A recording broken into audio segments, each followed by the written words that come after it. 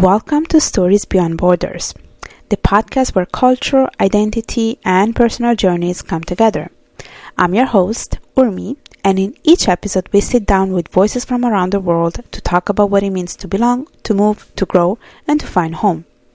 Whether you're a third culture kid, an expat, or someone redefining identity on your terms, these are your stories too.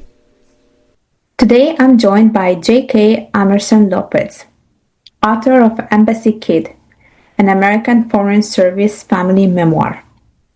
Raised across Latin America, Europe, and Washington, D.C., as the daughter of an American diplomat, J.K. offers a rare look at what it means to grow up between worlds. Her memoir beautifully captures the cultural shifts, identity struggles, and humor that come with a global childhood. Now based in South Florida, she continues to write and speak about her experiences. And I'm so excited to dive into her story today. Welcome. Thank you. I'm thrilled to be here, Urmi. Thank you for inviting me. So we're going to start with the first question, which is a standard question that I ask everyone, which is, what is your story? Well, my story is that I'm from everywhere and nowhere. In fact, my name sort of gives me away a little bit. JK, what does that mean? For 18 years, I went by my first name, which is Jane. But because we were living in other places, most of that time, I was Juanita or Giovanna or Jenny.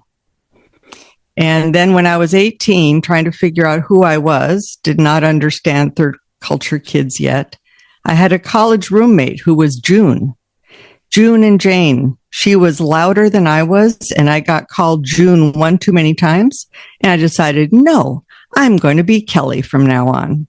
So my family knows me as Jane. You know me as Kelly, and my husband usually shrugs and just calls me JK. And that's where my author name comes from. I do love this whole story behind your name. It makes you very unique and special.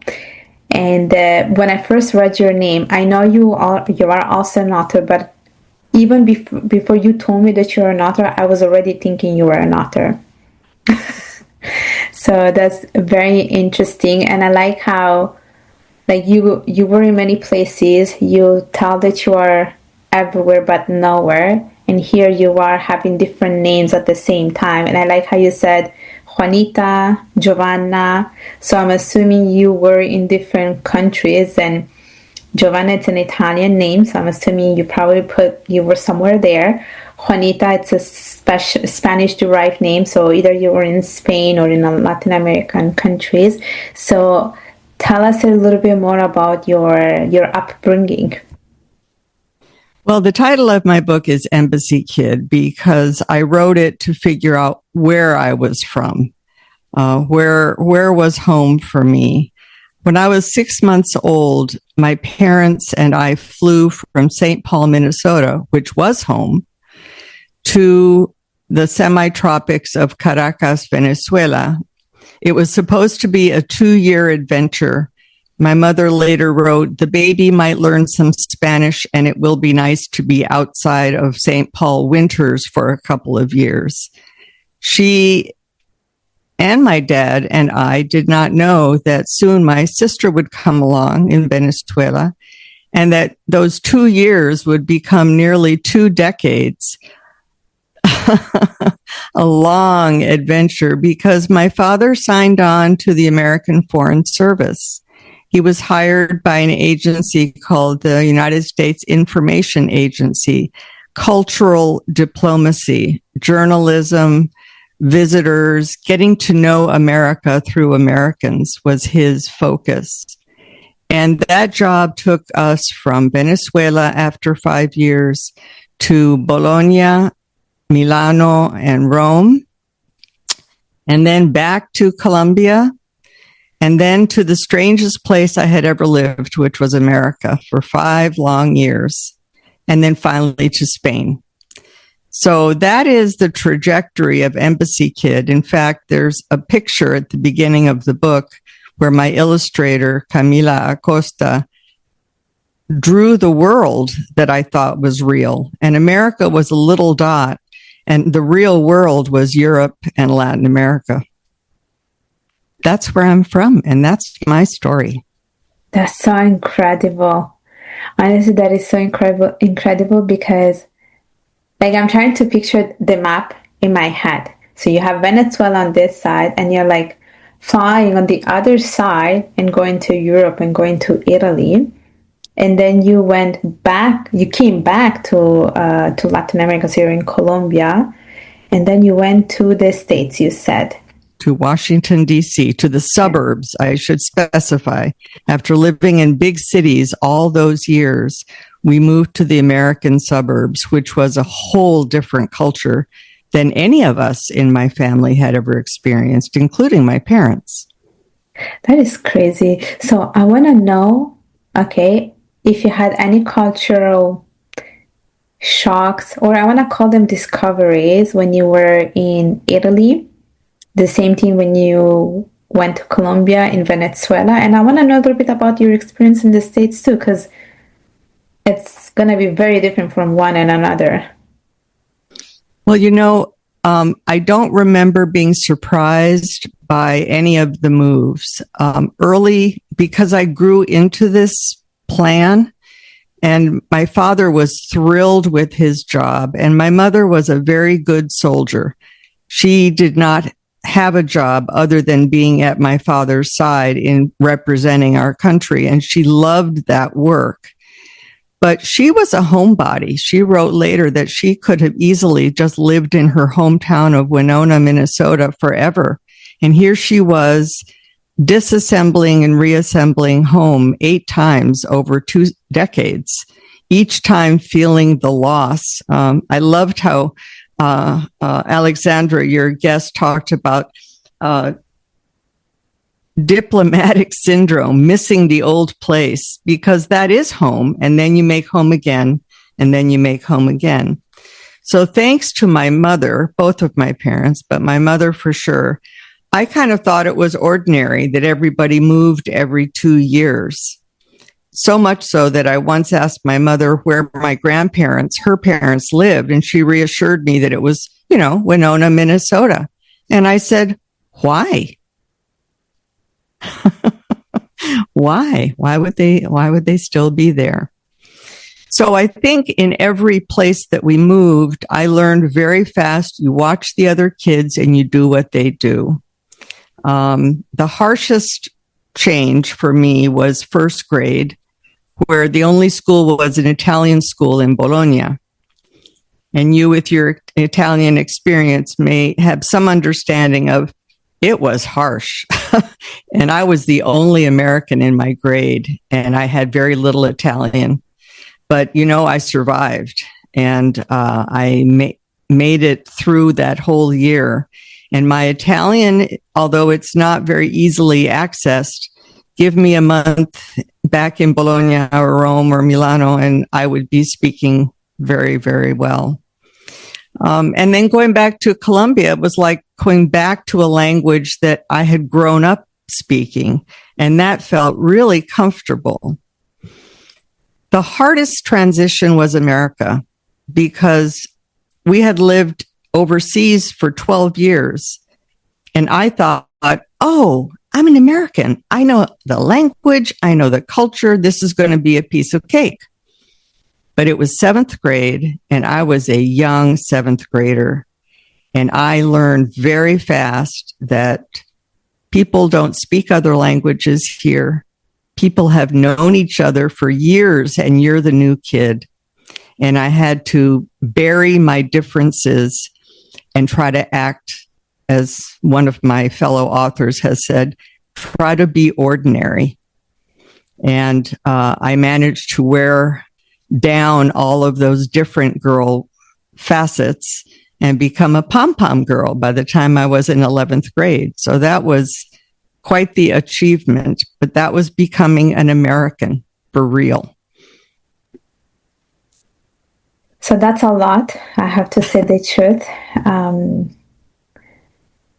And I don't know, as I'm listening to you about you going to the States, thinking that, okay, it should feel, I want to say like home, because like you said, I'm American, I'm going back there, right? But then it felt like it was the strangest place to you, right?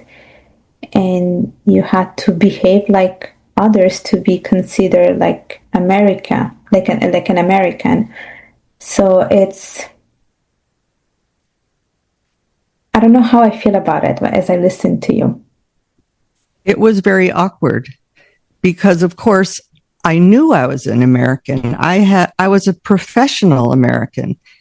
My family was aligned with the American embassy in every place we lived. So we were delegates of our country in every location. And everyone knew that we were an embassy family everywhere we lived, except for the suburbs of Maryland, where we were just a family like anyone else. We lost that identity for those 5 years. And although my sister and I eventually thrived in that environment, and my father was having terrific time working, my mother felt isolated and lonely and without a portfolio for the first time in 12 years. And to feel that she didn't want to be there in her own country felt like a terrible treason to her. So much so that she never told us, not until decades later. I think there's so much more support for Foreign Service families now through the State Department that understand the stressors on a family in moving back to the States, and then the stressors of moving back out into foreign posts. Yeah, definitely. So it was a struggle for your mother. Very much, right? It was. Yeah, and I can see it. And I can see it. I can see how it was a struggle. My question is, did you have any relatives anywhere of the places you have been, like in Venezuela, Colombia, Italy, or not at all? Like, did you have any kind of family support? No, not where we were living overseas. However, in the Foreign Service, there's a requirement that families return to the United States periodically for something called home leave. The concept is that the family reconnects with the country they're from and the people they are family with. So we would return to Minnesota and South Dakota, where my parents were from. And the extended family, which was numerous, is still my extended family. They gave me a sense of identity and place in America. Mm-hmm. And just the other day, I called one of my aunts to thank her for being that visible, powerful family for us when I was struggling, especially after I came back to the States for college. That family is my heart still. Oh, that's so beautiful.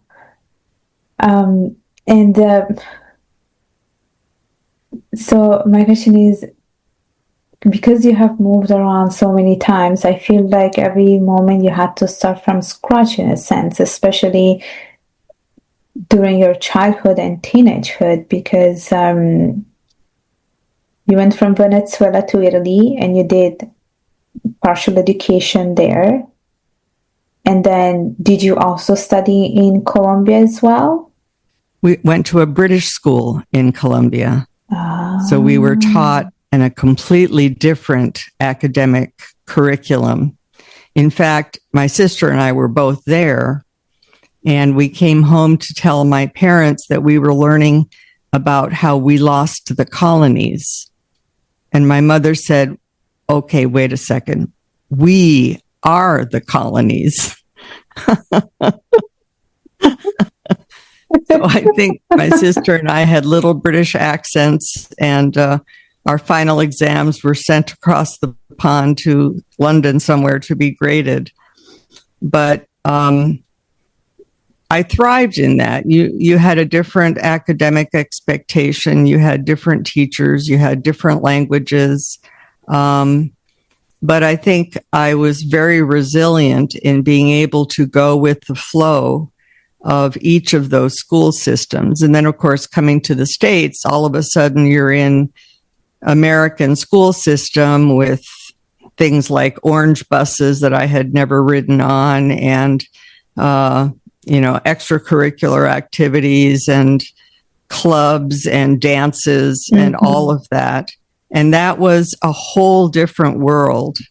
But that's true for, I think, anybody going into junior high. You don't have a sense of how much is ahead of you until you're in the middle of it. Yeah. I grew. I thrived. Mm-hmm. Exactly. And which is a good thing. You thrived. You succeeded. And I could relate to you in some ways to part of your story, because I was born and raised in Italy, and so that was one kind of experience. I also lived in the UK for a year, came back to Italy. We lived in different parts of Italy, and my parents are just a normal family. They did not have any special job. They were just moving around. And when I came to Canada, I did my university here, but the funny thing is that I had the same experience as you when I saw the orange buses, because I used to watch them in movies, and I was always so curious about them. And so I went on an orange bus, and oh my gosh, it's so tight inside. It's so small. And then the extracurriculum activities, because in Italy we're not, like, there's no such thing as extracurriculum activities. Like, you finish school, you go home, and that's it. But in Canada and in the States, like, it's so heavy, this whole extracurricular activities. Like, the kids are doing so many things, and I was like, okay, I'm so not used to this. Like, what's going on? Exactly. There's something going on all the time. And you're growing. You're at a different age in every circumstance. So there's a lot of growing pains in there. That's it. No, exactly. So those things, they're still in my mind. Like, I still think of them, all these things. And I want to go back to you. I want to ask you about languages. Did you learn how to speak Italian, Spanish? Of course, there's English. Or I don't know if there were any other languages that you have learned on the way as well. Well, I grew up bilingual. It wasn't until I was writing my book, Embassy Kid, that I really understood that Spanish was my first language, because the nanny that took care of my sister and me was from Spain and had no English. So I grew up speaking Spanish and also English, but Spanish was my first language. And so it's no wonder that then when we went back to Colombia, there came the Spanish again. When we went to Spain, my Spanish took on a different accent, but it very much was still in my DNA. So I think my husband is from Puerto Rico. We live in South Florida. Spanish is all over. And it's my intimate language. It's my family language. Mm-hmm. Italian was also, because we were in Italy for 4 years in 3 different locations. And I remember the year that I was at the Italian school trying to remember a word in English. I knew the Italian word, but the English word wasn't coming, because I was in school, those long hours from 8 in the morning till 6 at night, 6 days a week. It was Italian, Italian, Italian. So I'm thankful for that now, because I understand Italian very well, and with a little wine or encouragement, I can even try speaking it still, and I'm very grateful to that. Then I also speak French, because when we moved to the States, I thought I would take Spanish, but I knew too much Spanish to be an ordinary 7th grader. And they wanted to send me to the high school to speak Spanish with the high school kids. And there was no way on God's green earth I was going to walk all that way over to that big school with all those older kids and be the really weird kid that spoke Spanish. So I decided to drop Spanish, take up French, And although it came very easily because I already had these other Latin-based languages in my repertoire, I never let on how easy it was for me. Yeah. So Spanish, French, Italian, and if you mix all that together, you get Portuguese sometimes. So I can speak pretty good Portuñol. Nice. Well, you definitely know a lot of languages. And honestly, as soon as you said Giovanna, I was like, that's it. She's one of my she's one of my people. So I do really want to say that I find your story very, very fascinating and beautiful, and I do think you came across very, very sincere, vulnerable in your story, and I do appreciate you taking the time sharing your story with me. And I do want to say this on the podcast, not only outside of the recording. So I do want to say that I did really appreciate you telling us your story. Thank you so much. It's my heart, the story.